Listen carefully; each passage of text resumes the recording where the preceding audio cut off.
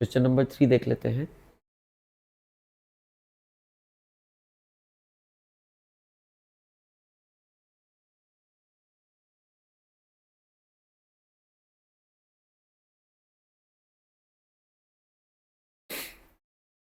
A given coin has mass 3 grams.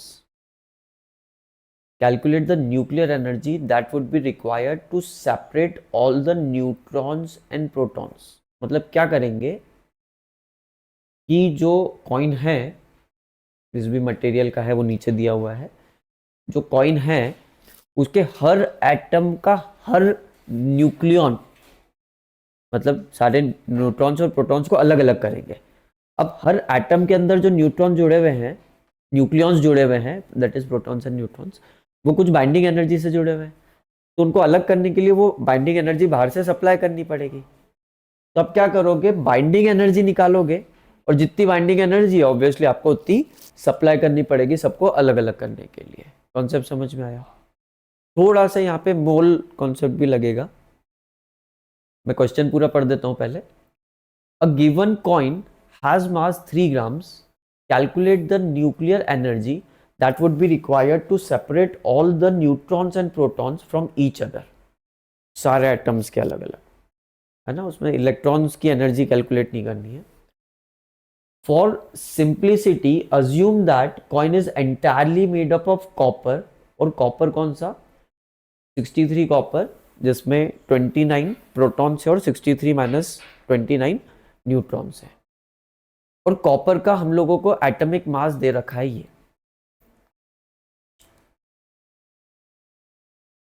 तो सबसे पहले हम शुरू करते हैं, एक कॉपर एटम के लिए कैलकुलेट करते हैं और फिर बाद में कैलकुलेट करेंगे कि नंबर ऑफ कॉपर एटम्स कितने हैं और फिर दोनों को मल्टीप्लाई कर देंगे। सबसे पहले एक कॉपर एटम का कैलकुलेट करेंगे बाइंडिंग एनर्जी, फिर number of copper atoms calculate करेंगे मोल कॉन्सेप्ट यूज करके, सिंपल सा होता है, और फिर दोनों को मल्टीप्लाई कर देंगे बाइंडिंग एनर्जी और नंबर ऑफ कॉपर एटम्स, तो आंसर आ जाएगा। बोलता हूं मैं कैसे।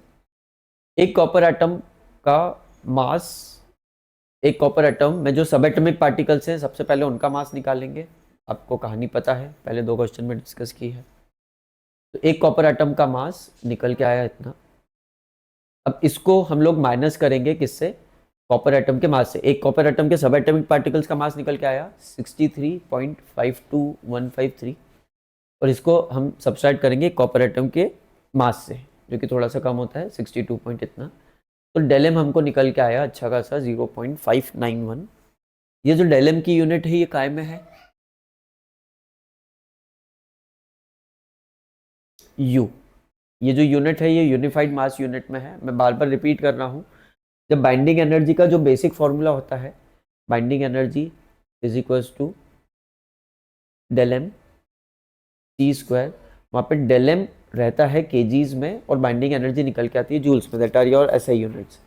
बट हम एक कन्वर्जन फैक्टर यूज कर रहे हैं बार बार हर क्वेश्चन में, जिसके कारण डेल एम को आपको डालना पड़ता है यू में और बाइंडिंग एनर्जी आपकी निकल के आती है मेगा इलेक्ट्रॉन वोल्ट में। Binding energy del M T square और ये कन्वर्जन फैक्टर, तो एनर्जी निकल के आएगी आपकी मेगा इलेक्ट्रॉन वोल्ट में। सी स्क्वायर कैंसिल, दोनों को मल्टीप्लाई किया तो आपका binding energy 551.39 mega electron volt निकल के आई सारे न्यूक्लियॉन्स के लिए। एक कॉपर एटम में, एक कॉपर एटम में जितने भी न्यूक्लियॉन्स है, आप जानते हैं एक कॉपर एटम में इस वाले में 63 न्यूक्लियॉन्स है, इन सबकी मिला के जो बाइंडिंग एनर्जी है वो ये निकल के आई। अब नंबर ऑफ एटम्स निकाल लेते हैं। नंबर ऑफ एटम्स कितने रहेंगे? 3 ग्राम्स, ये ग्राम्स है, 3 grams upon 63 into Avogadro number, given mass, बिल्कुल सही, गिवन मास अपॉन एटॉमिक और molecular mass into Avogadro number, ये आपको देगा number of particles, number of atoms. तो नंबर ऑफ एटम्स इतने निकल के आए। अब एक एटम की एनर्जी है इतनी, नंबर ऑफ एटम्स इतने हैं, तो दोनों को मल्टीप्लाई कर देंगे तो टोटल एनर्जी निकल जाएगी। So energy required for separation of all particles present in 3 grams will be equal to binding energy of 1 into number of particles.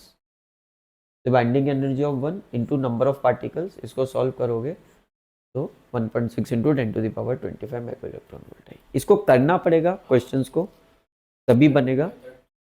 Method easy है, हाँ, इसलिए मैं सब कुछ पहले आपको कैलकुलेट करके दिखा रहा हूँ।